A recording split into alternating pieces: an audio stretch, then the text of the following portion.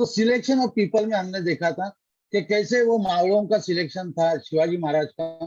फिर हमने देखा कि नेटसप में शुरुआत में कौन से लोग आए थे। जरूरी नहीं है कि बहुत ज्यादा एक्सपीरियंस हो, बहुत बड़े लीडर्स हो, लेकिन उनमें क्या गुण होने चाहिए ये हमने देखा। मतलब वो लॉयल होने चाहिए, पैशनेट होने चाहिए, विजन मैच होनी वाली चाहिए, और सबसे इंपॉर्टेंट चीज है कि उनमें पोटेंशियल होना भी जरूरी है। ऐसे लोग जब सिलेक्ट हुए और जो मावड़े बन गए तो स्वराज्य बन गया बड़ा।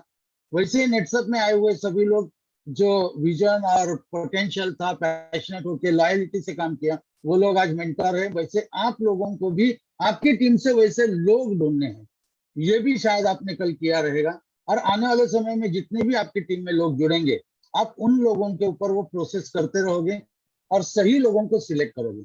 जरूरी नहीं आपका रिश्तेदार है, फ्रेंड है, और वो आपके नेटवर्क में कितना नीचे है, लेकिन उसमें अगर ये गुण है तो इसको आपको जल्दी से जल्दी उठाना चाहिए और उसको सपोर्ट ज्यादा से ज्यादा करना चाहिए, ताकि आपका भी एक जबरदस्त टीम बने।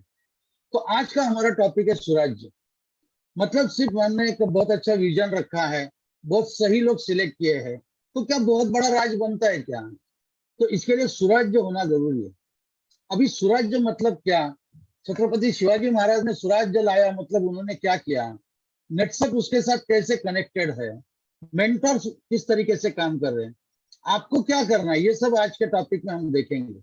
लेकिन अगर सुराज्य नहीं रहेगा तो क्या होता है, इसका एक इतिहास का ही मैं एग्जांपल आपके साथ शेयर करूंगा। देखो, ब्रिटिश जब हमारे देश में आए ना, एज अ व्यापारी आए थे, लेकिन उन्होंने यहाँ पे जो सत्ता का पहला पांव रखा, उसको हम इतिहास में पढ़ते हैं प्लासी की लड़ाई। प्लासी में लड़ाई हुई थी। उस समय बंगाल का जो नवाब था सिराजुद्दौला, उसके पास करीबन लाख लोगों की फौज थी। और जो ब्रिटिश का जो हेड था वो था रॉबर्ट क्लाइव, उसके पास मात्र 5,000 के आसपास की फौज थी। और इन दोनों में वो लड़ाई हुई थी। अभी ब्रिटिशों की एक जबरदस्त नीति रहती है हमेशा, मतलब फोड़ो तोड़ो राजकारण, मतलब पॉलिटिक्स करते हैं वो लोग। वैसा उन्होंने भी किया था। वो सिराजुद्दौला का जो प्रधान था, उसको उन्होंने पैसा देके खरीद लिया था। अभी वो युद्ध तो प्लासी में नवाब हार गया सिराजुद्दौला, और रॉबर्ट क्लाइव का मतलब ईस्ट इंडिया कंपनी का फौज जीत गया। अभी उसके बाद जो विजय मिरोनुक था, वो प्लासी गांव से जा रहा था। अभी उसके भी कुछ सैनिक मरे थे, रॉबर्ट क्लाइव के कुछ इंजर्ड थे। उसने उसकी डायरी में जो लिखा है मैं आपको वो बता रहा हूँ। अभी उसने लिखा है कि जब हमारा ये विजय मिरोनुक चल रहा था, दोनों बाजू से हजारों लोग खड़े थे, और हजारों लोग खड़े थे। मैं ये सोच रहा था कि अगर सबने एक एक पत्थर उठा के भी हमको अगर मारा तो हम मर सकते हैं, लेकिन किसी ने भी पत्थर उठाया नहीं। इसका मतलब मारने का टाइम आया नहीं। अभी ऐसा क्यों हुआ?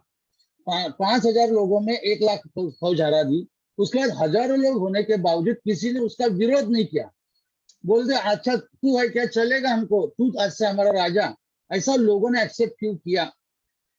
इसका सबसे इंपॉर्टेंट कारण ये था कि सिराजुद्दौला का जो कारभार था, सिराजुद्दौला का जो शासन था, वो अत्यंत खराब था। मेरी भाषा में थर्ड क्लास था। उसका लोगों के प्रति ध्यान नहीं था, लोगों की सुविधा के प्रति ध्यान नहीं था।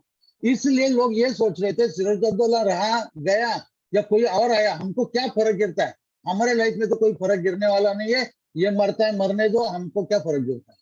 देखो, जब लोग सुखी नहीं रहेंगे, लोग समाधानी नहीं रहेंगे, लोगों को अगर आगे का कुछ दिखाई नहीं देगा, तो लोग सपोर्ट नहीं करेंगे। और जब नॉर्मल कॉमन लोग सपोर्ट नहीं करेंगे, तो कितना भी बड़ा फौज, कितना भी अच्छे मावड़े और कितना भी अच्छा विचार आगे नहीं जा सकता। इसका मतलब सुराज्य होना बहुत जरूरी है। अभी सुराज्य का व्याख्या क्या हो सकता है मेरे हिसाब से? सुराज्य मतलब क्या होना चाहिए, लेकिन उसके पहले हम अभी संदर्भ लेते छत्रपति शिवाजी महाराज, उसके बाद लेते हैं नेटसप, उसके बाद मेंटर्स, उसके बाद आपको क्या करना है। जब हमने ये 2 पार्ट देख रहे थे, और फर्स्ट पार्ट में मैंने बोला था कि शिवाजी महाराज आने से पहले यहाँ पे क्या सिचुएशन थी। सिचुएशन बहुत ही खराब थी। अभी खराब थी मतलब क्या था? देखो, जितने घटक थे ना उस समय वो समाज में, इसमें मेजर कौन कौन था? सबसे इंपॉर्टेंट था किसान। किसान, क्योंकि वहां उस समय इतनी इंडस्ट्री नहीं थी, तो किसान सबसे इंपॉर्टेंट था। उसका जो भी फसल निकलेगा वही मेन उत्पन्न का स्रोत होता था। दूसरे होते थे सैनिक, जिसको हम सोल्जर्स बोलते हैं, या उस समय महाराज ने जो उनको नाम दिया बाद में मावड़ा। और तीसरे होते थे 12 बलूतेदार, मराठी में बोला जाता है, मतलब लोहार, सोनार, या फिर कुम्हार या सुतार, जो अलग अलग काम करते हैं, वो 12 बलूतेदार, मतलब जिनकी वजह से इकोनॉमी का जो चक्र है वो चलता है। और चौथी थी महिलाएं। अभी उस टाइम पे सिचुएशन क्या थी, आप थोड़ा इमेजिन कीजिए। उस समय किसान जो फसल उगाता था उसको टैक्स देना पड़ता था, जिसको सारा बोलते। अभी वो सारा कितना था, तो इसका खास सिस्टम नहीं था।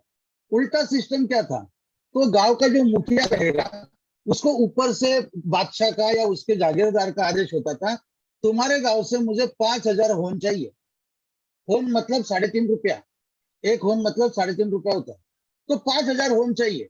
अब ये गांव का मुखिया क्या करता था, फिर कोई भी पकड़ता था। जैसे अभी मुझे सामने दिख रहा है प्रशांत बड़ीकर, चलो ये अच्छा किसान है, इसका कितना निकला, उसके पास से 1,000 होन ले लो। प्रशांत सर के पास से 2,000 होन ले लो। जिसके पास नहीं है उसके पास से भी ले लो, क्योंकि उसको 5,000 इकट्ठा करके ऊपर भेजना है। जो एक्स्ट्रा हो गया उसके पास रहता है। अभी इसमें जो किसान का फसल कितना हुआ, उसको कितना देना पड़ रहा है, इसका कोई मीटर नहीं था, इसका कोई कैलकुलेशन नहीं था। इसका मतलब किसान को यह डर रहता था, मैं कुछ भी अच्छा मेहनत करके फसल निकालू, मेरे हाथ में कितना बचेगा मुझे पता नहीं। इसलिए किसान डिस्टर्ब था, उसको सपोर्ट नहीं था कोई। दूसरा, अगर हम देखते, जो सैनिक थे, जो लड़ाई लड़ते थे, उनके लिए कोई सैलरी वाला फिक्स सिस्टम नहीं था। कभी युद्ध पे गए तो पैसा मिलता था, नहीं मिला तो भी वो लूट लेते थे लोगों को। मतलब उनके लिए भी खास सिस्टम ऐसा कुछ नहीं था। वो मर गया तो उसकी फैमिली का क्या होगा, वो अगर इंजर्ड हो गया तो उसका क्या होगा, ऐसा कोई सिस्टम नहीं था। तीसरे आते 12 बलूतेदार। अभी किसान जो डिस्टर्ब हो गया था, उसके कारण तो उसका फसल उसको रिटर्न से मिल रहा नहीं। और सेकंड उसका कारण ये था कि वो राज्य में, वो एरिया में महिला सुरक्षित नहीं थी। कोई भी अगर आके करते थे तो वो सोने के वार के साथ फसल के साथ सर आपका आवाज वही महिला को उठा के ले जाता। मतलब सुरेश साहब, सर वॉइस ब्रेक खूब होता है। सुरेश साहब का वॉइस बहुत ब्रेक हो रहा है, शायद वीडियो ऑफ करना पड़ेगा। कर दिया। अभी आ रहे हैं आवाज सर? हाँ, अभी क्लियर है सर। ओके, तो इंटरनेट थोड़ा डिस्टर्ब। तो वापिस आता हूं, मतलब किसान को सुरक्षित नहीं था। उसके बाद महिलाओं का सुरक्षितता नहीं था। और जो 12 बलूतेदार था उनको भी काम नहीं था, बिकॉज के सब लोग गांव छोड़ के अलग अलग जगह पे जंगलों में यहाँ वहां रहने चले गए। अभी ये जो सिचुएशन था, ये सिचुएशन में शिवाजी महाराज ने जब स्टार्ट किया उनका स्वराज्य, तो उन्होंने एक सिस्टम लाया। वो जो सिस्टम था, वो सिस्टम मैं आपके साथ पीपीटी के माध्यम से शेयर करूंगा। लेकिन उसके पहले, स्वराज्य का मेरा मतलब क्या होता है? स्वराज्य का मतलब होता है जितने भी घटक उस राज्य में रहते हैं, वो सभी घटक सुखी रहे, समाधानी रहे, उनको उनके काम का सही रिटर्न या मुआवजा मिले, और उनको भविष्य कुछ अच्छा दिखाई दे, उज्जवल दिखाई दे। और इंपॉर्टेंट चीज है, अगर कुछ बड़ा काम करते हैं तो उनको मोटिवेशन मिले, शाबाशी मिले, या कोई मतलब गिफ्ट मिले, तो उनको मोटिवेशन दे। अगर ऐसा कुछ माहौल हो तो स्वराज्य बनने में टाइम नहीं लगता है। तो अगर हम देखते हैं पीपीटी के माध्यम से, तो ये जो सिचुएशन था, ना किसान सुखी था, ना महिलाएं सुरक्षित थी, ना सैनिकों को, मतलब मावड़ों को सही तरीके से रिटर्न से पैसा नहीं मिल रहा था, और 12 बलूतेदार, मतलब अर्थचक्र भी अटक सा गया था। उस समय छत्रपति शिवाजी महाराज ने जो सिस्टम्स लगाई, वो सिस्टम्स में आपके साथ शेयर करने वाला हूँ। उन्होंने अष्टप्रधान मंडल बनाया था 8 लोगों का, लेकिन ये जो था ये 1674, मतलब जब उनका राज्याभिषेक हुआ तब उन्होंने ये एस्टेब्लिश किया। मतलब सेनापति था, न्यायाधीश था, मंत्री था, परराष्ट्र मंत्री था, अलग अलग लोग थे। लेकिन उन्होंने शुरुआत तो जब शपथ ली थी वही से किया था। और ये जो शपथ लेने के बाद उन्होंने जो कुछ अधिकारी नियुक्त किए थे, ये अधिकारियों को उन्होंने अधिकारों के साथ साथ जिम्मेदारियां भी दी थी। और इस वजह से उन्होंने जो सिस्टम्स लाई 350 साल पहले, कुछ सिस्टम्स आज भी हमारे देश में चालू है।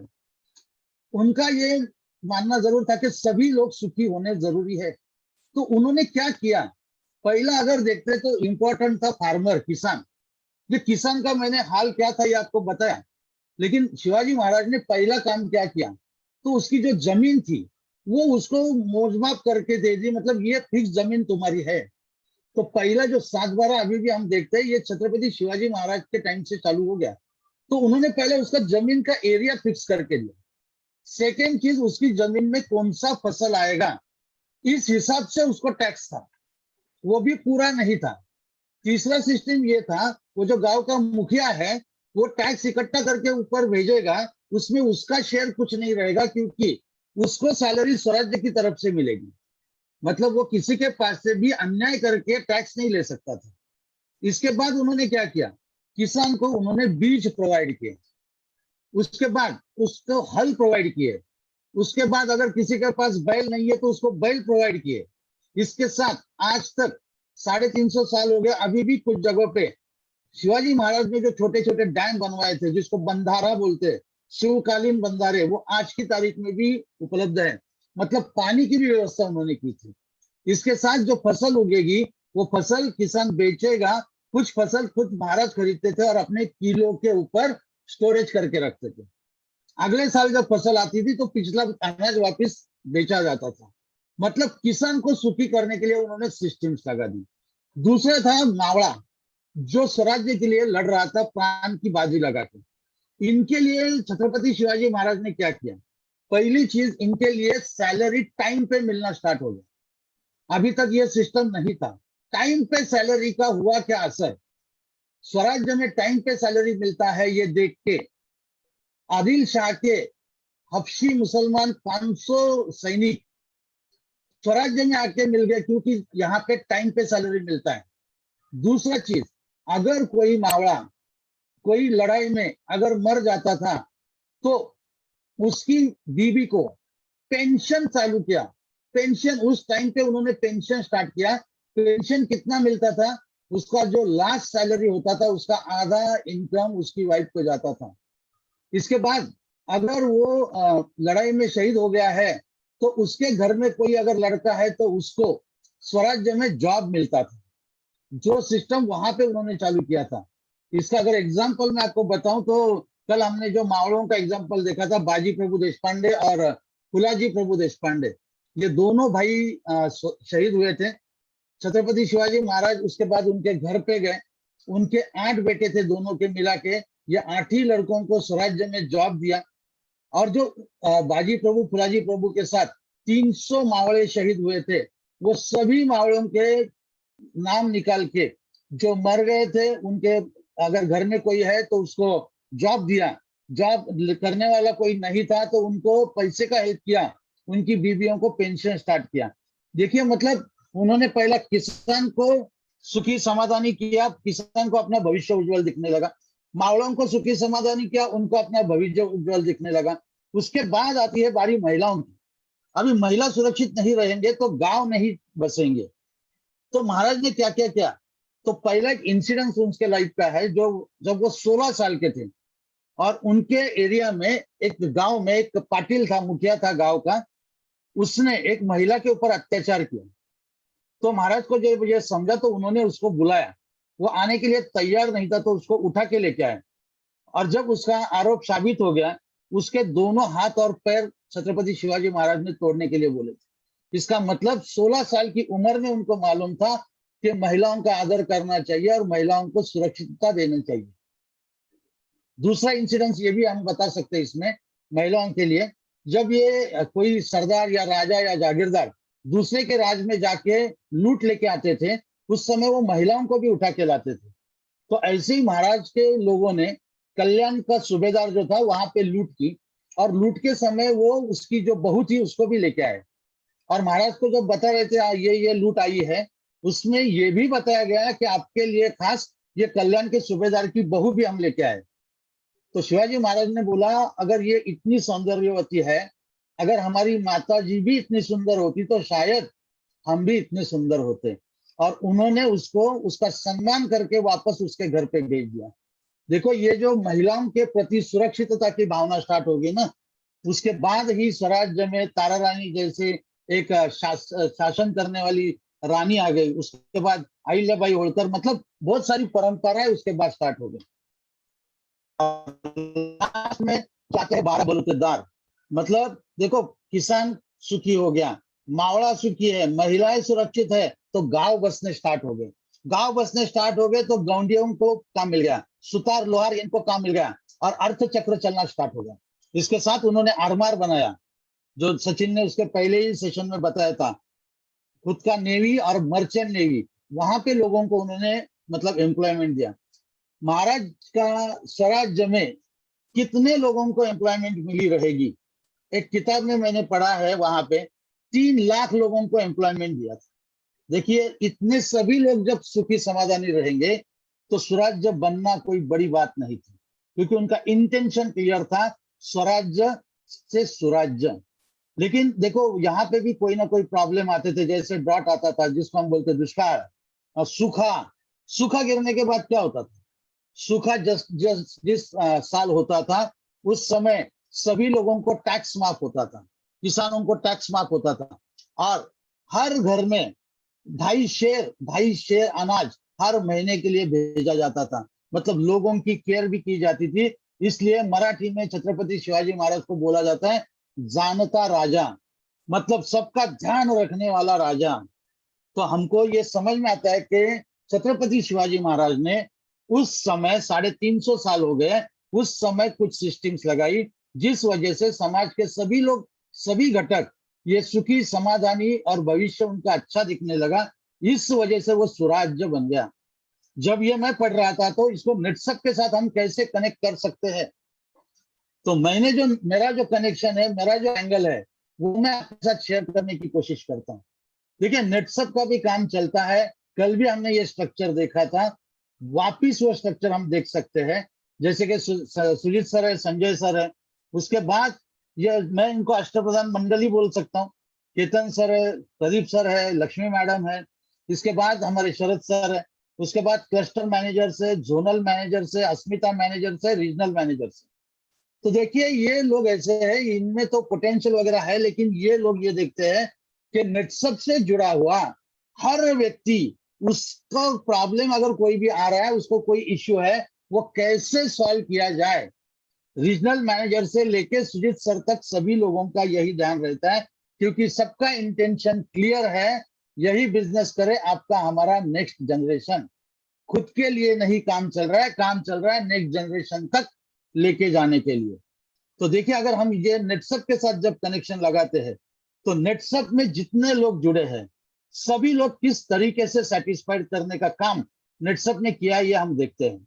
अगर हम नेटसप में देखते हैं, यूजर्स, बहुत बड़ी मात्रा में यूजर्स नेटसप में है, और नेटसप ने हमेशा ये काम किया है कि यूजर्स, स्पेशली ज्यादा करके ये बायोफिट यूजर है, किसान है हमारे, इनके लिए सिर्फ सही प्रोडक्ट नहीं, हर बार अपग्रेड प्रोडक्ट कंपनी लेके आता है।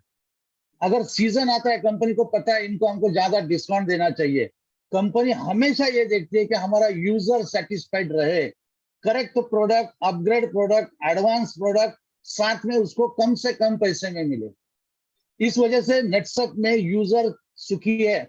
बहुत सारे लोगों को यूजर ऐसे भी मैंने देखे जिनको शायद नेटसप का नाम नहीं पता है, लेकिन उनको स्टीम रिच पता है।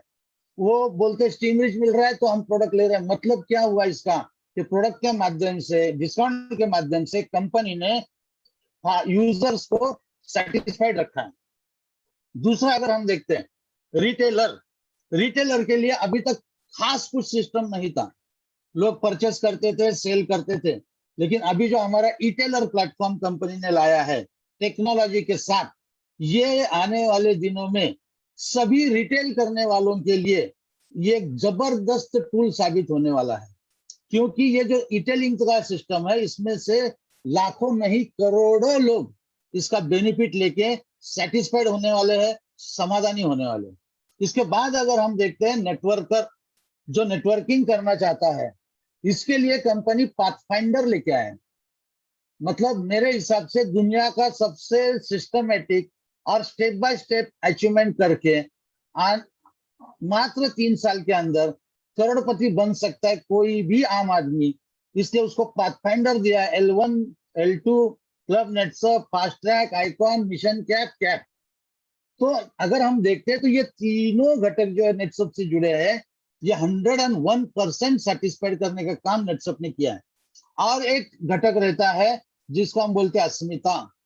अस्मिता, महिलाओं के लिए कंपनी अस्मिता नाम का प्रोजेक्ट लेके आया। सिर्फ प्रोजेक्ट नहीं लाया नाम के लिए, अगर देखते हैं तो नेटसप जब से ये अस्मिता प्रोजेक्ट लेके आया, जैसे जैसे समय गुजरता गया, रिक्वायरमेंट के हिसाब से ये अस्मिता प्रोजेक्ट को भी अपग्रेड करते गए। इसके साथ दूसरी इंपॉर्टेंट चीज, नेटसप में अस्मिताओं का सम्मान किया जाता है। मुझे पता नहीं अस्मिता अपने अपने घरों में कितनी सुरक्षित है, लेकिन नेटसप का कोई भी इवेंट होता है, वहां पे नेटसप पहला केयर करता है, वो डोमेस्टिक हो इंटरनेशनल हो, अस्मिताओं की सुरक्षितता, उनकी केयर करना, ये नेटसप हमेशा से देखते आया है। इसका मतलब जब हम कनेक्शन की बात करते हैं, अगर शिवाजी महाराज स्वराज्य ला पाए क्योंकि उनका सिस्टम और समाज में जितने घटक है सभी सुखी समाधानी, और फ्यूचर में उनको फ्यूचर बहुत अच्छा दिखना चाहिए, वैसा ही काम नेटसप करता है। सभी घटकों के लिए सुखी समाधानी कैसे रहेंगे, उनका भविष्य कैसे ब्राइट रहेगा, उज्जवल रहेगा, इसके लिए काम करते हैं। इसके साथ में लोगों को और क्या लगता है सुराज्य के लिए, उनको लगता है मोटिवेशन। मोटिवेशन में क्या आता है, शाबाशी आती है। मोटिवेशन में क्या आता है, कोई गिफ्ट आता है। तो हमेशा अगर हम देखते हैं तो नेटसप में सभी लेवल पे मोटिवेशन के लिए कुछ ना कुछ ट्रॉफी दी जाती है, गिफ्ट दिए जाते हैं। अस्मिताओं के लिए भी अलग अलग प्रोजेक्ट लाए जाते हैं। अभी ये सब नेटसप करता है, इस वजह से नेटसप में सेटिस्फाइड लोगों का रेशियो बहुत ज्यादा है, ये 95% से ज्यादा है। इसलिए नेटसप 21 सालों से लगातार ग्रोथ के साथ आगे जा रहा है। और नेटसप के पीरियड में, ये 21 सालों में सूखा तो नहीं आया, लेकिन लास्ट साल पैंडेमिक आया। और ये पैंडेमिक आने के बाद क्या हुआ, नेटसप ने क्या स्टेप्स लिए।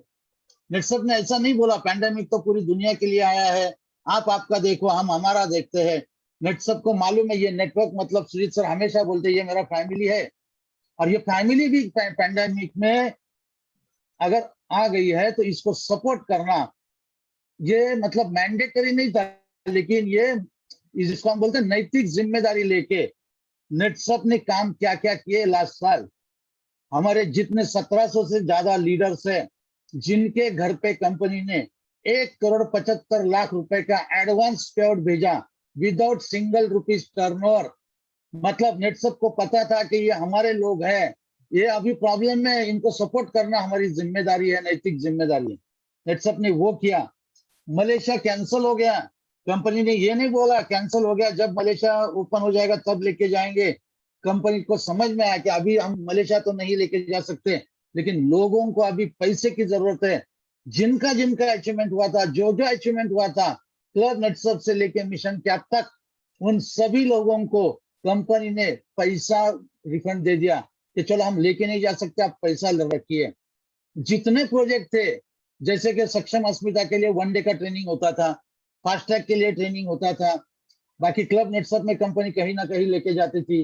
क्लब नेटसप वालों को तो रीइंबर्समेंट कर दिया, लेकिन सक्षम अस्मिता के लिए या फास्ट ट्रैक वालों के लिए जो होटल पे खर्चा होता था ट्रेनिंग के टाइम पे, कंपनी ने वो पैसा खीसे में नहीं डाला। कंपनी ने ये पैसा कैश इंसेंटिव बोनस के माध्यम से ये पैसा लोगों में डिस्ट्रीब्यूट किया। देखो ये बहुत बड़ी बात है, हम सब नेटसप के लीडर्स हैं, हमको ये समझ में आना चाहिए कि नेटसप सिर्फ सिस्टम्स लगा के नहीं बैठा है, नेटसप सिर्फ विजन नहीं दे रहा है, नेटसप सिर्फ करेक्ट लोगों को नहीं चूज कर रहा है, इसका मतलब नेटसप सबकी केयर भी करती है। और इस वजह से जो न भूतो न भविष्यति ऐसा रिकॉर्ड ब्रेक कार्यक्रम लास्ट ईयर हुआ, जहां पे बाकी कंपनियां सर्वाइवल की बात कर रही थी, नेटसप ने 412 करोड़ का रिकॉर्ड ब्रेक टर्नओवर किया, बिकॉज नेटसप का सिस्टम और सभी लोगों की केयर करने की जो मतलब नेटसप की चाह या नेटसप का सिस्टम है। देखो इससे अगर मैं आगे कनेक्ट करना चाहूं, मतलब हमने देखा कि छत्रपति शिवाजी महाराज ने स्वराज्य लाया, मतलब क्या क्या किया। हमने देखा नेटसप में लोग क्यों सुखी है, नेटसप का सिस्टम क्या बोलता है। वैसे जितने लोग नेटसप में मेंटर्स बने ना, उन लोगों मेंटर क्यों बने वो लोग, अभी यहाँ पे तो 7 ही फोटो रखे हैं, लेकिन दैतुले साहब से लेके गुरु लिंगे तक जितने भी हमारे 23 के 23 मेंटर्स हैं, ये सभी लोगों को अगर आप देखते हो तो इनके भी मैंने कुछ पॉइंट्स निकाले हैं। कॉमन पॉइंट्स क्या हो सकते हैं। सबका काम करने का तरीका अलग अलग हो सकता है भी, लेकिन कुछ कॉमन पॉइंट्स हैं। सबसे पहला इंपॉर्टेंट पॉइंट कौन सा है, ये सभी मेंटर्स को आप देखते हो तो इनके पास खुद का एक सिस्टम है। मतलब जो उनकी ताकत है उसको उन्होंने सिस्टम में कन्वर्ट किया है। दैतुले साहब का एक सिस्टम है, मेरा अलग सिस्टम चलता है, देशपांडे का अलग है, साळवी का अलग है, थोरात का अलग है, वाटकर का अलग है। अगर मैं बात करूं दैतुले साहब, वो तो वन मैन आर्मी है। मतलब सेमिनार ये उनका सिस्टम है, किसको किसको सेमिनार चाहिए, कहाँ चाहिए, दैतुले साहब अकेले गाड़ी लेके निकलते, सेमिनार करेंगे, आपका टर्नर आ जाएगा। मेरा थोड़ा बहुत सिस्टम चलता है। वाटकर का देखेंगे, वाटकर का सिस्टम है कोलैबोरेशन वाला, 2-3 अलग अलग टीमों को वो इकट्ठा करके जबरदस्त काम निकलवाता है। थोरात को देखते हैं तो कमांडो ट्रेनिंग, जहां पे वो लोगों को तैयार करता है वो 1 to 1 के लिए। उसके बाद अगर हम देखते हैं देशपांडे, देशपांडे को मैंने जब भी देखा है, उसके सामने आप 1 to 1 में किसी को भी बिठा दो, अगर वो मतलब मरता हुआ घोड़ा रहेगा तो उसे वो डरबी रेस में दौड़ाएगा। मतलब उसका वो सिस्टम है, वो किस तरीके से बात करता है। सालवी को अगर देखते हैं, सालवी प्लानिंग में जबरदस्त काम करता है, जिसकी वजह से नॉर्थ में वो बहुत बड़ा नेटवर्क खड़ा करता है। और सचिन कुलकर्णी सबको पता है, माइक्रो प्लानर। मतलब सबका एक सिस्टम है। अभी मैं 23 मेंटर की सिस्टम नहीं बताऊंगा, तो सभी का अपना अपना एक सिस्टम है। दूसरा देखो, ये सिस्टम की वजह से ये लोग मेंटर बने। दूसरा, सपोर्ट करने की चाह। सभी मेंटर्स को आप देखो, वो लोगों को, उनकी टीम में जितने लोग हैं ना, उनको सपोर्ट करते हैं। कैसे कैसे सपोर्ट करते हैं, मतलब सपोर्ट में फाइनेंशियल सपोर्ट आता है, नॉलेज का सपोर्ट आता है, ट्रेनिंग का सपोर्ट आता है। इंपॉर्टेंट चीज ये है, अगर कोई अच्छा काम कर रहा है और कोई दूर जाके अगर रह रहा है, उसका रहने तक का खर्चे का सपोर्ट मेंटर लोगों ने किया है या कर रहे हैं। इसके आगे अगर हम देखते हैं तो उनके टीम में जो लोग हैं उनके साथ कम्युनिकेशन बहुत तगड़ा है। कम्युनिकेशन हमारे बिजनेस का सबसे इंपॉर्टेंट फैक्टर। जिसका जिसका कम्युनिकेशन अपने लोगों के साथ ज्यादा होता है, तगड़ा होता है, उसका टीम स्पीड में भागता है। तो ये सभी मेंटर्स का अगर देखते हो तो कम्युनिकेशन बहुत स्ट्रांग है। मुझे पता है देबू और किरण गोयल का कम्युनिकेशन, वो सुबह उठने के बाद रोज लीडर लोगों को फोन करते हैं, बाकी सभी करते हैं, लेकिन इनका जो कम्युनिकेशन है वो बहुत तगड़ा है। इसके बाद हम देखते हैं एक इंपॉर्टेंट पॉइंट होता है जिसको मैं बोलता हूँ कनेक्शन। कम्युनिकेशन से हम संवाद करेंगे, कम्युनिकेशन से हम बिजनेस लाएंगे, लेकिन कनेक्शन जो होता है ना, वो दिल से दिल का होता है। ये जो कनेक्शन होता है ना, ये इंसान इंसान से होता है। आप जब देखोगे हर मेंटर के कुछ ऐसे लीडर्स हैं जिनके साथ अगर वो कम्युनिकेशन भी ना करे 10 दिन 15 दिन और एक मैसेज भी डाले उसको, तो वो बोलता है सर क्या क्या करूं बताइए, क्योंकि वो दिल से कनेक्शन है। मतलब मैं मेरी बात तो आपको 100% बोलूंगा, मेरा कम्युनिकेशन कितना स्ट्रांग है मुझे पता नहीं, लेकिन कनेक्शन मेरे लोगों के साथ मेरा जबरदस्त है। जबरदस्त है मतलब क्या है, मैं जब भी टूर पे जाता हूँ, सुबह का खाना मैं होटल में नहीं करता हूँ, वहां का लोकल लीडर मेरे लिए घर का टिफिन लेके आता है। ये घर में क्यों बनता है, बिकॉज कनेक्शन है, सिर्फ कम्युनिकेशन नहीं है। और लास्ट पॉइंट इंपॉर्टेंट क्या है, जब पैंडेमिक आया, किसी भी मेंटोर ने अपनी टीम को छोड़ नहीं दिया। हर मेंटोर ने अपनी अपनी टीम में जो जो लोगों को जरूरत था पैसे का हेल्प किया, जो जो लोगों को जरूरत था उनको टेक्नोलॉजी का सपोर्ट दिया, जो जो लोगों को जरूरत था उनको मॉरल सपोर्ट दिया, जो जो लोगों को जरूरत था उनको उन्होंने बाकी मतलब जिसको हम बोलते हैं ना लिमिट के बाहर जाके भी सपोर्ट किया है, क्योंकि उनको पता था ये पैंडेमिक सिचुएशन में मुझे टीम को जिंदा रखना है, टीम को रखना है। और ये सभी मेंटर्स ने किया है, या जिन लोगों ने किया है इसी वजह से वो मेंटर्स है। अगर हम देखते हैं शुरुआत से आज का टॉपिक स्वराज मतलब क्या, तो जितने घटक है वो सभी लोग सुखी समाधानी रहने चाहिए, उनका भविष्य उनको उज्जवल दिखना चाहिए, इन और जो काम कर रहे हैं उसका सही रिटर्न्स मुबादला मिलना चाहिए। एक्स्ट्रा ऑर्डिनरी कुछ करता है उसको शाबाशी, उसको बख्शिश मिलना जरूरी है।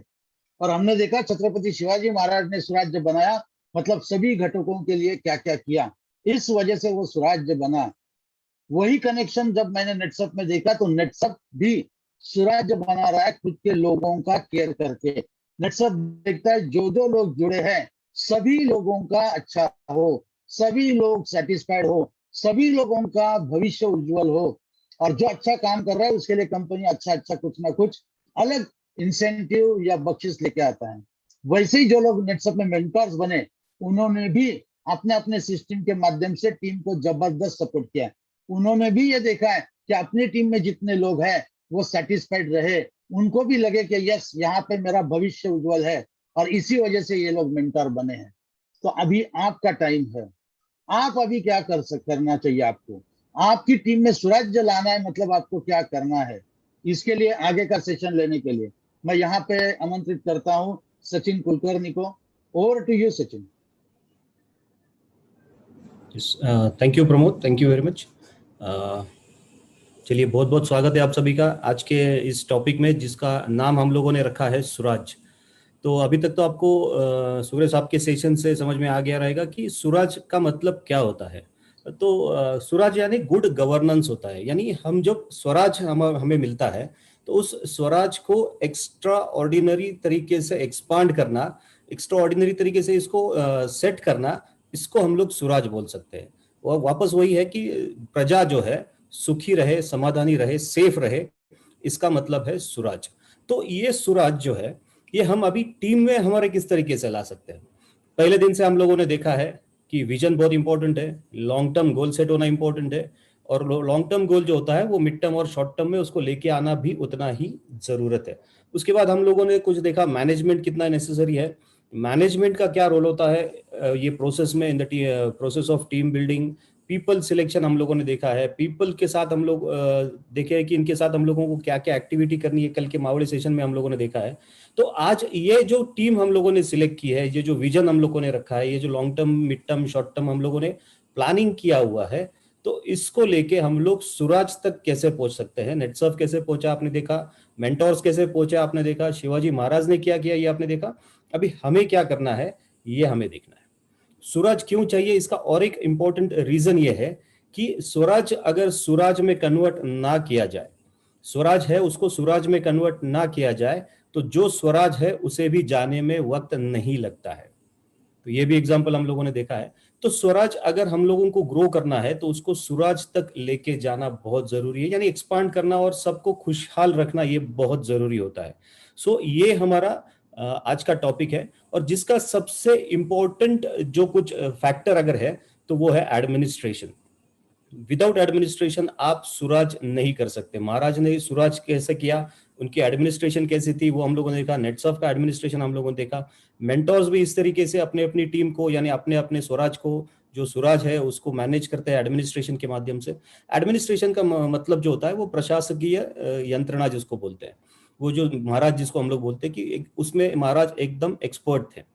तो किसी बंगाल के एक लेखक है, हिस्टोरियन है, सुरेंद्र नाथ सेन करके, तो उन्होंने ये लिखा है उनकी किताब में कि शिवाजी महाराज की युद्ध कौशल्य जो है, लड़ाई की कौशल्य जो है, इसके ऊपर आप शायद डाउट कर भी सकते हैं, लेकिन उनकी एडमिनिस्ट्रेशन स्किल्स जो होती है, जिसको प्रशासकीय कौशल्य बोलते हैं, इसके ऊपर आप 1% भी डाउट नहीं कर सकते हैं। इतना तगड़ा एडमिनिस्ट्रेशन, इतना तगड़ा प्रशासन वो चलाते थे।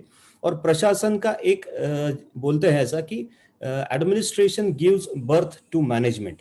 जिसका एडमिनिस्ट्रेशन अच्छा होता है उसकी मैनेजमेंट तो अच्छी होती है, और महाराज ये दोनों में थे क्योंकि उनका एडमिनिस्ट्रेशन ऑलरेडी स्ट्रांग था।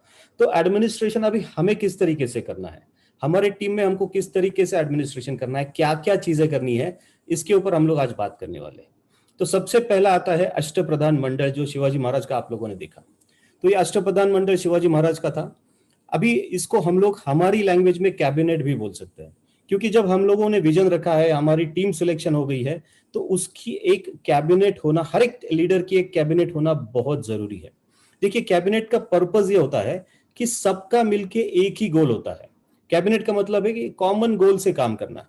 कैबिनेट का मतलब है कि सब लोगों को साथ लेके चलना, और यही तो स्वराज से सुराज का सफर होता है। तो स्वराज से सुराज का सफर है, उसके लिए जो हमें लगेगा वो है हमारा भी अष्टप्रधान मंडल होना बहुत जरूरी, यानी हमारी भी कैबिनेट होना बहुत जरूरी है। तो ये कैबिनेट हमको हेल्प करेगी to take the decisions, to make the policies, administration, management, ये सारी चीज हम कर सकते हैं अगर हमारे पास एक कैबिनेट का फॉर्मेशन हम लोग करते हैं। उसके बाद अगर ये कैबिनेट फॉर्म होती है तो उसके बाद हमें करना क्या है, तो हमारी जितनी भी टीम है उनकी रोल्स एंड रिस्पॉन्सिबिलिटीज को हम लोगों को डिफाइन करना बहुत जरूरी है। सारे लोग अगर एक ही काम करने लगे तो बाकी काम करने के लिए कोई बचेगा नहीं। किसान ने किसान का रोल करना चाहिए, जो सैनिक है उसने सैनिक का रोल करना चाहिए, जो लोहार है उसने, हर एक ने अपना अपना रोल करना बहुत इंपॉर्टेंट है, तभी स्वराज हो सकता है। वैसे ही हमारी टीम में भी हर एक आदमी ने अपना अपना काम करना बहुत जरूरी है। लोग होते हैं, हम आइडेंटिफाई करना शायद उसको हमें आता नहीं है, या फिर हम लोग उसको निग्लेक्ट कर लेते हैं, जो कि हमें नहीं करना चाहिए। तो बेसिकली हमें क्या करना चाहिए, आरएनआर का मतलब ये होता है कि हमारी टीम में जो भी लोग आते हैं, 100 लोग अगर 100 लोग अगर हमारे पास आते हैं, नॉट नेसेसरी सारे लोग नेटवर्कर तो नहीं रहते, नेटवर्कर आपको मिलेंगे 10, 15, 20, इससे ज्यादा नहीं आते। तो बाकी के 80% लोग जो है इनको अगर हम छोड़ देंगे तो ये बहुत बड़ा टर्नओवर या बहुत बड़ा बिजनेस हम लोग उसको खो देंगे। देखिए वापस एक बार, महाराज बिजनेसमैन थे, उन्होंने उनका आरएनआर बराबर सेट किया था, उन्होंने उनका कैबिनेट सेट किया था। नेटसर्फ ने भी, नेटसर्फ बिजनेस कर रहा है, नेटसर्फ ने भी अपना कैबिनेट बना के रखा है, नेटसर्फ भी आरएनआर सेट करता है, मेंटोर्स का भी कैबिनेट है, मेंटोर भी उनके आरएनआर सेट करते हैं। अभी आपकी बारी है, आपको भी ये रोल्स एंड रिस्पॉन्सिबिलिटीज को सेट करना बहुत इंपॉर्टेंट है। हमारी टीम में यूजर्स कितने हैं, जो नेटसर्फ में आए हैं, प्रोडक्ट अच्छा है इसलिए आए हैं, तो उनकी एक अलग सी कैटेगरी बनाना बहुत इंपॉर्टेंट है। उसके बाद रिटेलर्स हमारे पास कितने हैं, तो ये रिटेलर्स जो है अभी तक तो चल रहा था, अभी ई-टेलर भी आया है, तो इसके माध्यम से मैं कैसे ज्यादा ई-टेलर्स की फौज में क्रिएट करूं, तो वो हम लोगों को देखना बहुत जरूरी है। और नेटवर्कर जो है वो कैटेगरी अलग है, तो उनके साथ क्या करना चाहिए, ई-टेलर्स के साथ क्या करना चाहिए, यूजर्स के साथ क्या करना चाहिए, और ये कौन कौन करेगा मेरी टीम में, मैं क्या करने वाला हूं, मेरा कैबिनेट का लीडर क्या करने वाला है, यूजर के साथ हम लोग क्या करने वाले हैं, ई-टेलर्स के साथ हम लोग क्या करने वाले हैं, और जो नेटवर्कर है उनके साथ हम लोग क्या करने वाले हैं। ये आरएनआर जिसको बोलते हैं, रोल्स एंड रिस्पॉन्सिबिलिटीज, अगर हम लोग सेट करते हैं तो हमारा एक जिसको बोलते हैं एडमिनिस्ट्रेशन जो हमारी टीम का है वो परफेक्टली सेट होने में मदद मिलेगी। तो ये करना बहुत इंपॉर्टेंट है। छोटा भले ही आप जैसा अभी छोटा इसलिए बोल रहा हूँ क्योंकि बहुत सारे स्टार सुपरस्टार्स भी यहाँ पे हैं, तो छोटी टीम रहेगी तो छोटा ही सही, लेकिन आपका कैबिनेट होना बहुत जरूरी है। उसके बाद आता है सूरज, अगर हमको चाहिए तो हमारा ईक्यू बहुत इंपॉर्टेंट है, इमोशनल कनेक्ट बहुत जरूरी होता है।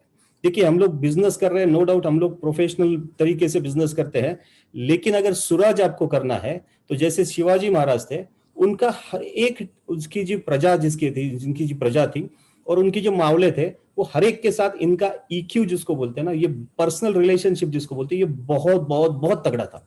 और हम लोगों को भी इसी तरीके से हमारे टीम के साथ, हमारे अष्ट प्रधान मंडल, उसके नीचे जो लोग हैं, इनके साथ हमारा ईक्यू जो है वो भी बहुत तगड़ा होना जरूरी है। ये ईक्यू अगर तगड़ा है तो क्या होता है, मैं आपको एग्जांपल देता हूं। अपने कल परसों में हम लोगों ने वो एग्जांपल्स भी देखे, आज भी इसका जिक्र हुआ है। तानाजी मालुसरे आपको पता है, खुद के बेटी की शादी छोड़ के जो मुहिम पे चला जाए, बिकॉज ये उसका ईक्यू है महाराज के साथ। वो बोल रहे महाराज आप वो रिस्क ना ले, मैं जाऊंगा, मैं ये करके आऊंगा। बाजी प्रभु देश पांडे, वो रात भर जो लोग पैदल पालकी लेके आए हैं, 600 की फौज है, और वो लोग महाराज को बोलते हैं कि महाराज आप 300 लोगों को लेके आगे जाइए, हम 300 लोग यहाँ पे संभाल लेंगे। कितने लोगों को संभालेंगे, तो 300 लोग 5000 लोगों को संभालेंगे। सोचिए, इम्पॉसिबल, नेक्स्ट टू इम्पॉसिबल, लेकिन वो लोगों ने किया क्योंकि उनको पता था कि हम लोग 300 के 300 गए तो भी चलेगा, लेकिन हम जैसे कई लोगों को जो पोसता है वो महाराज नहीं जाना चाहिए। तो ये ईक्यू था महाराज के साथ, और ये हर एक आदमी को लगता था कि ये स्वराज मेरा है, मेरी रिस्पॉन्सिबिलिटी है, मेरा रोल है, मेरी रिस्पॉन्सिबिलिटी है, हमें ये करना है, और हमको भी इस टीम में इस तरीके से ही करना है। अगर ये नहीं होता है तो क्या होता है, इसका एग्जाम्पल भी मैं आपको दूंगा। ये स्वराज में चलता था, स्वराज में इस तरीके से होता था, लेकिन जो मुगल शाही थी, जो मुगलों का राज था, वहां पे इसका विरुद्ध एकदम अपोजिट होता था। वहां पे ना बादशाह का ईक्यू होता था, ना और किसी का ईक्यू होता था, क्योंकि वो हर एक अपने अपने इसमें मशगूल थे। वो हर एक जागीरदार जिसको बोलते हैं, वतनदार जिसको बोलते हैं, वो दूसरों को नीचे गिराने में और खुद को और बड़ा करने में लगा रहता था, क्योंकि उसका कनेक्शन ना महाराज का था ना किसी के साथ, एक दूसरे के साथ किसी का कनेक्शन नहीं हुआ करता था। एग्जाम्पल के तौर पे मैं आपको बोलता हूँ, शाहिस्ता खान, आपको कल अपना एग्जाम्पल भी हो गया था। शाहिस्ता खान जो था वो पूना में आके जो बैठा था, 3 साल उसको पूना में रहा, 3 साल उसका पूरा डेरा डाल के वहां पे यहाँ पे था। उसको भेजा गया था शिवाजी महाराज को यहाँ से खत्म करने के लिए। अभी 1 साल हो गया, 2 साल हो गया, 3 साल हो गया, 3 साल के बाद उसके लोग उसको आके पूछने लगे कि ये इतना छोटा सा शिवाजी महाराज का साम्राज्य है, हम लोग इसको उखाड़ के फेंक सकते हैं, तो हम लोग ये क्यों नहीं कर रहे हैं? अभी देखिए उसका आंसर बहुत मजेदार है, और ये आंसर से आपको समझता है कि अगर ईक्यू नहीं होता है तो कैसी बर्बादी हो सकती है। तो शाइस्ता खान अगर देखा जाए तो औरंगजेब का मामा था, यानी वैसे तो उसका रिलेशन भी था, लेकिन ईक्यू बिल्कुल नहीं था। तो वो उनके लोगों को क्या बोलता है कि अगर मैं शिवाजी महाराज को यहां से भगाऊंगा तो बादशाह खुश हो जाएगा, और बादशाह जो खुश हो गया तो मुझे यहां से ट्रांसफर करेगा काबुल या कंधार को, और वो डेजर्ट में जाने से अच्छा तो पुणे की हवा है, तो और थोड़ा दिन यहीं पे रुक लेते हैं। तो इनको बादशाह की नहीं पड़ी है, इनको मुगल शाही की नहीं पड़ी है, इनको पड़ी है खुद की पड़ी है। तो ये अगर इस तरीके से ईक्यू होता है तो ये लोग हमारे शायद उसके मुगल शाही के लिए जैसे घातक थे, तो वैसे नहीं होना चाहिए, इसलिए ईक्यू का होना बहुत जरूरी है। और अगर ईक्यू की बात करते हैं तो 3C आपके पास होना बहुत जरूरी है। अगर आपके पास ये 3C है तो आपका ईक्यू बहुत तगड़ा हो सकता है। देखिए महाराज के बारे में बोलते थे कि महाराज हर एक मावला जो होता था, एकदम नॉर्मल जो स्वराज का आदमी होता था, उसको भी ये लगता था कि ये महाराज जो है ये हम में से ही एक है, ये कोई बहुत बड़ा लीडर नहीं है, ये कोई बहुत बड़ा नेटवर्कर नहीं है, इससे हाथ मिलाने से नहीं डरते थे, उससे बात करने से नहीं डरते थे, क्योंकि वो ईक्यू था। तो वो जब उनके साथ बैठते थे तो उनको लगता था कि हम में से ही एक कोई तो हमारे साथ बैठा है। लेकिन ये भी था कि जब महाराज खड़े होते थे तो किसी की बैठने की भी डेयरिंग नहीं होती थी, तो ये भी उन्होंने संभाल के रखा था। तो ये 3C क्या होते हैं? तो ये 3C देखिए आपके स्क्रीन पे मैं आपको दिखा रहा हूं। कैरेक्टर, कॉम्पिटेंसी एंड कनेक्शन जिसको बोलते हैं। कैरेक्टर, कल भी बात हो गई थी हमारी कि चारित्र कैसा होना चाहिए, वो अगर आपको ईक्यू मेंटेन करना है, नो डाउट आपका चारित्र भी वैसा होना बहुत जरूरी है।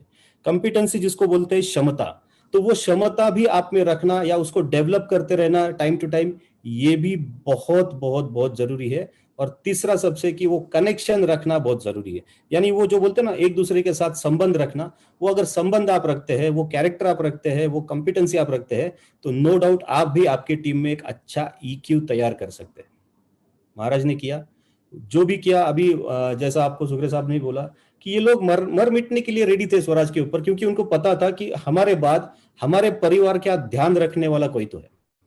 नेटसर्फ ने फैमिली प्रोटेक्शन प्लान क्यों चालू किया? क्योंकि नेटसर्फ को पता है कि ये नेटसर्फ का परिवार ये कोई काम करने वाले डिस्ट्रीब्यूटर्स या फिर डायरेक्ट सेलर्स नहीं है। नेटसर्फ इनको अपना परिवार मानता है, और परिवार की सुरक्षा करना जिम्मेदारी नेटसर्फ की है। इसलिए नेटसर्फ ने किसी भी जगह पे कंपलसरी नहीं है, ना कि कोई गवर्नमेंट का रूल है कि आपको फैमिली प्रोटेक्शन प्लान देना है, और ये एकमात्र कंपनी है जो ये देती है, वो है नेटसर्फ। तो फैमिली प्रोटेक्शन प्लान चालू किया, और शिवाजी महाराज ने भी उस टाइम पे वो फैमिली प्रोटेक्शन चालू किया था। वो जैसा आपको सुग्रे साहब ने बोला है, मैं उसको वापस दोहराऊंगा नहीं, लेकिन फैमिली प्रोटेक्शन ये क्यों करते हैं? बिकॉज फिर वो लोगों को वो जिसको बोलते हैं ना, वो अपनापन लगना बहुत जरूरी है, वो लोगों को सेफ और सिक्योर फील होना बहुत जरूरी है। तो ये हमें भी कनेक्शन हमारे टीम में रखना बहुत जरूरी है। उसके बाद अगर हम लोग बात करते हैं तो एक पैटर्न सेट होना बहुत जरूरी है, एक वर्किंग सिस्टम होना बहुत जरूरी है। मेरी टीम है तो हमें क्या क्या करना चाहिए एक साइकिल में, ये डिसाइड होना बहुत जरूरी होता है कि मैं शुरू में क्या करना चाहिए। तो नए लोग जब मेरे पास गेस्ट जिसको बोलते हैं, तो वो गेस्ट अगर कवर होते हैं तभी तो हमारे ज्वाइनिंग्स बढ़ते हैं। तो गेस्ट कवर करने के लिए हम लोग क्या क्या एक्टिविटी कर सकते हैं? 1-to-1 कौन करता है, ग्रुप मीटिंग कौन लेता है, जो बोलते हैं ना जिसको हम लोग खेती में जाके जो वो हम करते हैं वो कौन कौन करता है, सेमिनार्स कौन करते हैं, बड़े सेमिनार्स कौन करते हैं, ये करने वाले अगर मेरे टीम में है तो हम लोग क्या क्या कौन कौन करने वाला है, नहीं है तो मेरे अपलाइन जो है वो अगर करते हैं तो उनके यहाँ पे मेरे कितने लोग कौन लेके जाएगा, किस तरीके से गेस्ट। तो ये पैटर्न होना बहुत जरूरी है। जो लोग ज्वाइन होते हैं उनके साथ क्या होना जरूरी है, तो उनका पहले FDM होना बहुत जरूरी है, फ्रेश डायरेक्ट सेलर्स मीट जिसको बोलते हैं। तो मेरी टीम में वो फ्रेश डायरेक्ट सेलर मीट होता है कि नहीं होता है? क्योंकि हर आदमी नेटसर्फ में जुड़ता है तो उसको सब चीज पता है, ये कंसिडर करना शायद जरूरी नहीं है। तो वो कोई तो एक बायोफिट का डेमो देख के भी नेटसर्फ में ज्वाइन हो सकता है। तो उसका जो है वो FDM होना, यानी उसको कंपनी प्रोडक्ट प्लान के बारे में, कंपनी के टूल्स के बारे में, कंपनी के सिस्टम के बारे में सारी चीज पता होना बहुत जरूरी है। इसके लिए वो FDM होना बहुत जरूरी है। उसके बाद उसकी लिस्टिंग होना जरूरी है, फिर उसको भी वो सारा प्रोसेस में लेके जाना जरूरी है। फिर जितने भी मेरे पास उसमें से जो नेटवर्कर्स है उनके साथ अलग मीटिंग होना जरूरी है। उसमें से प्रोबेबल L1 कितने हैं, जो L1 हुए हैं उसके L2 होते हैं, तो हर एक के साथ अलग अलग मीटिंग्स मेरी टीम में होते हैं कि नहीं होते हैं, ये सेट करना बहुत जरूरी है। तो यही पैटर्न नेटसर ने भी सेट करके रखा है, यही पैटर्न महाराज ने भी सेट करके रखा था, शिवाजी महाराज ने। तो उनका एक पैटर्न था। देखिए वो सब इन्होंने वो दिल से किया था, वो ईक्यू था इसलिए उन्होंने किया था। ये पेंशन चालू करना, ये बच्चों के लिए अलग पेंशन देना, ये जो औरतें थी जो विधवा हुई थी तो उनके लिए कुछ करके देना, ये ना उस टाइम पे तो कोई रूल ही नहीं था, लेकिन वो उन्होंने क्यों किया? क्योंकि उनका ईक्यू था। वो प्रजा जो है वो स्वराज का पार्ट, वो यानी वो फैमिली मानते थे। तो हमें भी एक पैटर्न हमारी टीम में सेट करना है। अगर हम लोग बोल रहे हैं कि यही बिजनेस करेगा आपका हमारा अगला जनरेशन, तो अगले जनरेशन को कुछ तो अच्छा देना ये हमारी जिम्मेदारी है। एक अच्छा प्लेटफॉर्म क्रिएट करके देना हमारी जिम्मेदारी है। तो वो करना यानी एक सिस्टम सेट करना होता है। उसके बाद आता है लीड फ्रॉम फ्रंट। कल भी मैंने आपको बोला था, people don't do what you say, people will always do what they see. आप क्या बोलते हो वो आपकी टीम बिल्कुल नहीं करती है, टीम वही करेगी जो वो देखेगी। तो अगर आप आगे से खुद होके सामने से अगर लीड करते हो, तो टीम अगर आपको देखती है कि ये लीड फ्रॉम फ्रंट है, ये अगर जरूरत पड़ी तो ये मैदान में उतरता है, तो टीम भी तैयार होगी मैदान में उतारने के लिए। अगर आप किले पे बैठे हो और सामने वाले को बोलते हैं जा तू लड़के आ, तो वो भी किसी और को बोलेगा जा तू लड़के आ, और वैसे वैसे करते करते ये मैसेज नीचे जाएगा, लड़ने के लिए कोई नहीं जाएगा। एग्जाम्पल आप अफजल खान का ही लीजिए। अफजल खान के टाइम पे जो छोटा सा स्वराज था, 12 गांव का स्वराज था, 10-11 हजार लोगों की फौज थी पूरी मिला के शिवाजी महाराज के पास, और वो 50,000 की फौज लेके अफजल खान आया था। तो बहुत सारे लोगों ने बोला था कि सरेंडर कर लो, आप सुलह कर लो, तय कर लो, लड़ने की जरूरत नहीं क्योंकि आप जीतने वाले नहीं है। लेकिन एक एग्जाम्पल महाराज ने उस टाइम पे सेट किया था, और वो भी नहीं था कि सरदारों को बोला था आप जाओ और उनसे लड़ो, तो महाराज खुद वहां पे गए थे। और वो एग्जाम्पल जो महाराज ने सेट किया, उसको हम लोग मैनेजमेंट की लैंग्वेज में बोलते हैं इम्प्लीमेंटेशन। तो इम्प्लीमेंटेशन करना बहुत जरूरी है। अगर आपको लीड एक एग्जाम्पल सेट करना है, एक पैटर्न सेट करना है, तो आप ये 4 पॉइंट कर सकते हैं जो मैं अभी आपके साथ शेयर करने वाला हूं। पहली चीज जो आपको करनी है वो है इम्प्लीमेंटेशन। आपको खुद इम्प्लीमेंट करके दिखाना पड़ेगा। कल भी मैंने आपसे बोला था कि अगर आपको चाहिए कि मेरी टीम ऐसी बने, तो पहले आप खुद को वैसे बनना बहुत जरूरी है। तो पहले क्या करना है? पहला इम्प्लीमेंटेशन करना है, आपको करके दिखाना है। First thing is implementation. उसके बाद सिलेक्शन जब लोगों का आपके पास है, कैबिनेट आपकी बनी है, आपके पास कौन कौन से हुनर के लोग हैं ये आपको पता है, तो ये जो मैं कर रहा हूं ऐसे करने वाले मेरी टीम में कितने लोग हैं, इनको आइडेंटिफाई करना जरूरी है। First is implementation. सेकंड उसको होता है डुप्लीकेशन। इम्प्लीमेंटेशन यानी मैं कर रहा हूं, अभी ये करने वाले कितने लोग हैं और इनको मैं सिखाना बहुत जरूरी है, मैंने उनको सिखाना बहुत जरूरी है। सेकंड थिंग, उनको डुप्लीकेट करना सिखाना ये मेरी जिम्मेदारी है। First implementation, second is duplication. Duplication के बाद अगर आपको ये कॉन्फिडेंस आ गया कि जैसा मैं कर रहा हूं उसी तरीके से ये भी कर रहा है, तो तीसरी चीज आती है वो है डेलीगेशन। उसको सुपुर्द करना, वो काम उसको देना, वो रिस्पॉन्सिबिलिटी उसको देना, वो जिम्मेदारी उसको देना। तो इम्प्लीमेंटेशन, डुप्लीकेशन, तीसरा होता है डेलीगेशन, उसको सुपुर्द करना। और उसको सुपुर्द करने के बाद हम लोग घर जाके सोना नहीं है, हम लोगों को चौथा काम करना है वो है supervision. Implementation, duplication, delegation and fourth is supervision. तो वो यानी वो कर रहा है कि नहीं कर रहा है ये देखना भी बहुत जरूरी है। As a leader, as a team हमको ये देखना बहुत जरूरी है कि वो चीज मेरी टीम में हो रहा है कि नहीं हो रहा है। ये अगर हम लोग करते हैं तभी हम लोग सुराज हासिल कर सकते हैं माय डियर फ्रेंड्स। उसके बाद एक चीज आती है जो आपको नेटसर्फ में बड़ा बनना है, कैप लगानी है, मेंटोर बनना है, करोड़पति बनना है, तो आपके पास सिचुएशनल लीडरशिप होना बहुत जरूरी है। सिचुएशनल लीडरशिप किसको बोलते हैं? कि हम जिस सिचुएशन से पास होते हैं उस तरीके से हमारी लीडरशिप में हमें कुछ बदलाव करना बहुत जरूरी होता है। वो टाइमली भी हो सकते हैं, वो टेम्पररी भी हो सकते हैं, लेकिन वो करने बहुत इंपॉर्टेंट है। जो शिवाजी महाराज ने किया वो मैं आपको बोल रहा हूँ। शिवाजी महाराज वापस 3C के ऊपर बहुत काम करते थे। First is collaboration, second is cooperation and third is coexistence. Collaboration यानी भागीदारी करना। अभी उनके शत्रु जो थे, उनके दुश्मन जो थे, वो पोर्तुगीज थे, वो अंग्रेज थे, वो मुगल थे, ये सारे उनके दुश्मन थे। लेकिन जब उनको नेवी क्रिएट करना था, आर्मर तैयार करना था, तो उनको आर्मर का ज्यादा कुछ नॉलेज नहीं था। तो उस टाइम पे उन्होंने कोलैबोरेशन किया था पोर्तुगीज के साथ, वो भागीदारी की थी पोर्तुगीज के साथ। अभी जो दुश्मन है उसको अपने साइड में करके लेना, उसकी भागीदारी करके लेना का सोचिए, क्या एडमिनिस्ट्रेशन रहेगा, क्या मैनेजमेंट रहेगा, क्या टाइप का लीडर रहेगा, क्या नेटवर्क रहेंगे महाराज।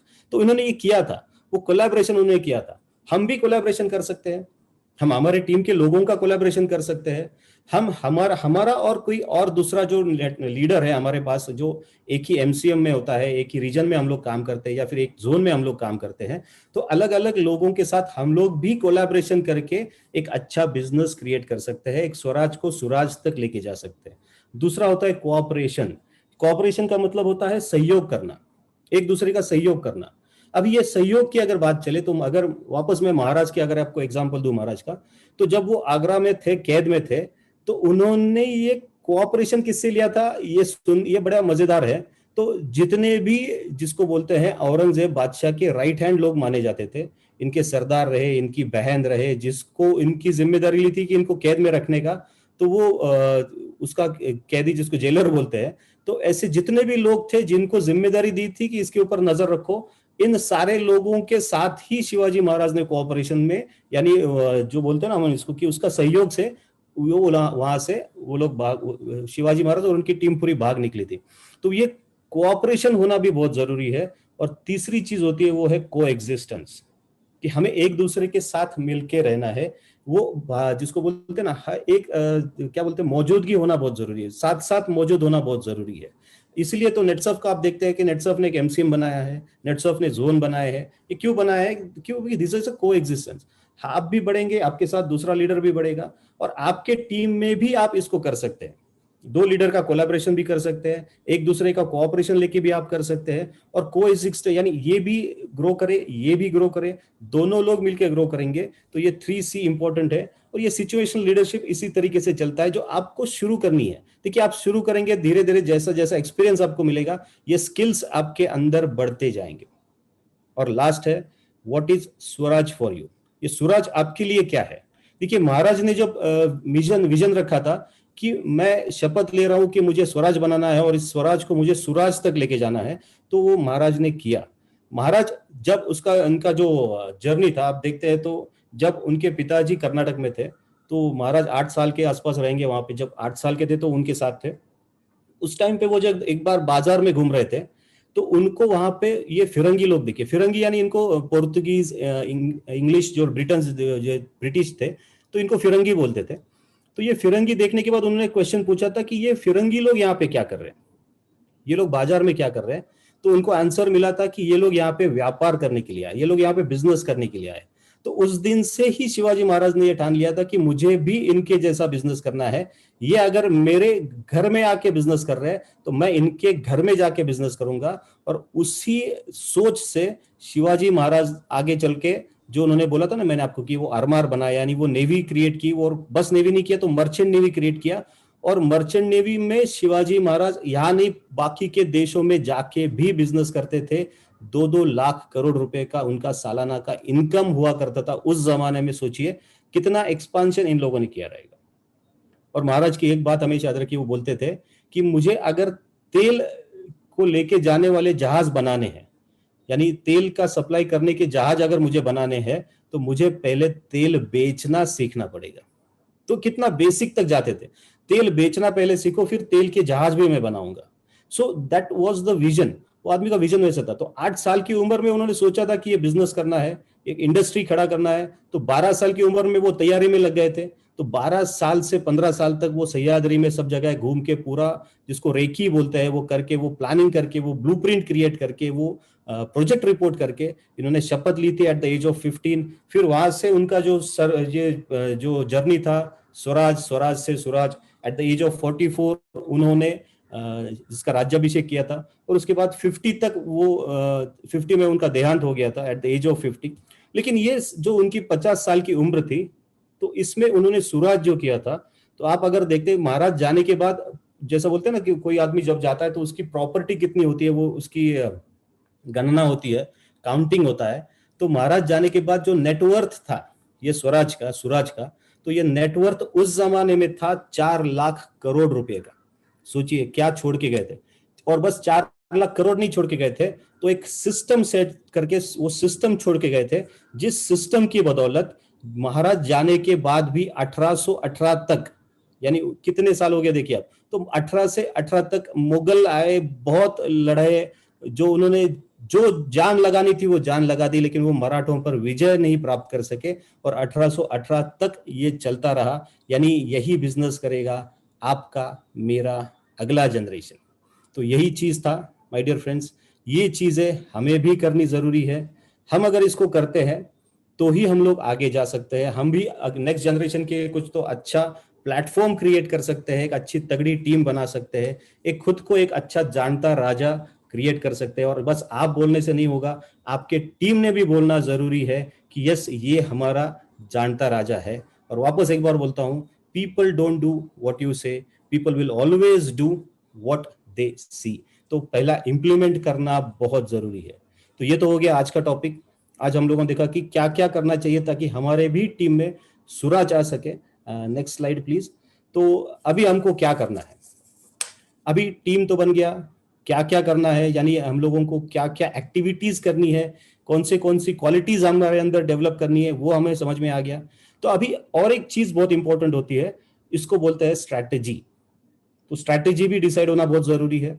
सारा चीज है, लेकिन अगर स्ट्रैटेजी नहीं होगी, हम लोग अगर बोलते हैं ना कि कम खर्चे में ज्यादा डेवलपमेंट करनी है, खर्चा कम लगे आउटपुट ज्यादा है, तो इसके लिए कुछ तो स्ट्रैटेजी होना बहुत जरूरी है।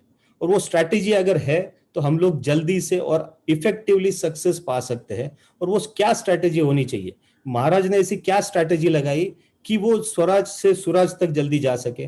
नेटसर्फ ने क्या स्ट्रैटेजी लगाई कि नेटसर्फ आज 20 साल में बोलता है कि one of the leading direct selling companies in India. और मेंटोर्स क्या कर रहे थे, फिर हम लोगों को भी क्या स्ट्रैटेजी लगानी है ताकि हम लोग भी स्वराज से सुराज तक जल्दी जा सके। तो ये सारी चीज हम लोग देखने वाले हैं कल के एपिसोड में, जिसको हमने नाम दिया है गनिमी कावा। गनिमी कावा वापस गुरिल्ला टैक्टिक्स जिसको बोलते हैं। गुरिल्ला टैक्टिक्स गनिमी कावा का मतलब होता है कम खर्चे में ज्यादा हानि पहुंचाना शत्रु को। तो इसको बोलते थे गनिमी कावा। ये क्या है, कैसा है, ये कल के एपिसोड में हम लोग देखेंगे। आज के लिए बस इतना ही। धन्यवाद, thank you very much. Thank you sir, thank you very much. तो हम सुन रहे थे सचिन कुलकर्णी सर और प्रमोद सुबे सर को। दोनों ने सुराज्य का मतलब महाराज के लिए क्या था और नेटसर्फ के लिए क्या है, बहुत ही बेहतरीन तरीके से हमें समझाया है। एक बार दोनों के लिए जोरदार तालियां होनी चाहिए। Yes, thank you. स्वराज्य को आगे बढ़ाने के लिए, उसका विस्तार करने के लिए, जैसे महाराज ने अष्टप्रधान मंडल बनाया था जिसमें हर कैटेगरी के डिस्ट्रीब्यूटर से, सॉरी अपना हर कैटेगरी के मावड़े उसमें थे। नेटसर्फ ने भी वैसे किया। नेटसर्फ खुद को स्प्रेड करने के लिए एक सिस्टम लेके आया, चाहे फिर वो यूनिक रहे कि इस कंपनी ने मैनेजर सिस्टम है या फिर मेंटोर्स है, साथ में यूजर, रिटेलर, नेटवर्कर, इन सभी घटकों को खुश करने का 100% प्रयास नेटसर्फ हमेशा करता है। उसके बाद उनके लिए फिर फैमिली प्रोटेक्शन प्लान रहे, काम करने के बाद पैसा मिलता है, ये हर जगह पे होता है। लेकिन नेटसर्फ, क्लब नेटसर्फ एक सिस्टम लेके आया जहां पे रिकॉग्निशन भी हमारे डिस्ट्रीब्यूटर्स को मिलता है। इन सभी डिस्ट्रीब्यूटर्स के लिए खुद का एक प्रोडक्ट रेंज, खुद के प्रोडक्ट्स नेटसर्फ ने अवेलेबल करके दिए। और मेंटोर्स की अगर बात करते हैं तो उन्होंने भी, हर एक मेंटोर ने खुद का सिस्टम लगाया है टीम डेवलपमेंट के लिए, टीम को सपोर्ट करने के लिए। और इन मेंटोर्स ने कम्युनिकेशन को कनेक्शन तक लेके गए, जिसकी वजह से आज ये पूरा एम्पायर खड़ा करना है, किया है। अभी हमें क्या करना है, जैसे सचिन सर ने बताया कि अभी हमारा अष्टप्रधान मंडल यानी हमारी कैबिनेट सबसे पहले हमें तैयार करनी है। छोटी हो या बड़ी हो, खुद की कैबिनेट होनी चाहिए एक कॉमन गोल के साथ, टीम के अचीवमेंट के लिए, कॉमन गोल अचीवमेंट के लिए। ये करने के लिए एक वर्किंग सिस्टम सेट होना चाहिए, जो कि नेटसर्फ ने या हमारे मेंटोर्स ने ऑलरेडी सेट किया है। उसे बस हमें फॉलो करना है। 1-to-1 रहे, ग्रुप मीटिंग रहे, एफडीएम रहे या ट्रेनिंग प्रोग्राम्स रहे, वहां से हर एक यूजर, रिटेलर और नेटवर्क कैटेगरी को हमें रिक्रूट करना है। और हमारे टीम में जो भी डिस्ट्रीब्यूटर्स है, उनका प्रॉब्लम सॉल्विंग के ऊपर हमें फोकस करना है, क्योंकि एज अ लीडर इस हर चीज में हमें खुद को एक फ्रंट लेवल पे रखना है। और हमारा ये जो टीम बना है, उसको सुराज्य में कन्वर्ट करने के लिए सबसे पहले खुद को जानता राजा बनना पड़ेगा। मतलब टीम में तो हम बाद में बनाएंगे, लेकिन सबसे पहले खुद में ये बदलाव, खुद में ये परिवर्तन लाना है। उसके बाद उसी बदलाव का, उस परिवर्तन को हमारे टीम में डुप्लीकेशन करना है। उनको अथॉरिटी डेलीगेट करनी कि बाबा तू भी कर सकता है, तेरे में ये गट्स है, उन्हें मोटिवेट करना है। और हमें लास्ट में सुपरविजन करना है, जिसके माध्यम से हमारा खुद का एक सुराज्य बन सकता है। So thank you sir, thank you very much. फिर से इन दोनों लीडर्स के लिए एक बार जोरदार तालियां होनी चाहिए। कल हम देखेंगे कि स्ट्रेटेजी प्लानिंग कैसे करते हैं, ये गनिमी कावा इस टॉपिक के माध्यम से हम कल देखेंगे। सो आज के लिए इतना ही, थैंक यू वेरी मच, और कल मिलते हैं इसी समय। तब तक के लिए thank you and all the best.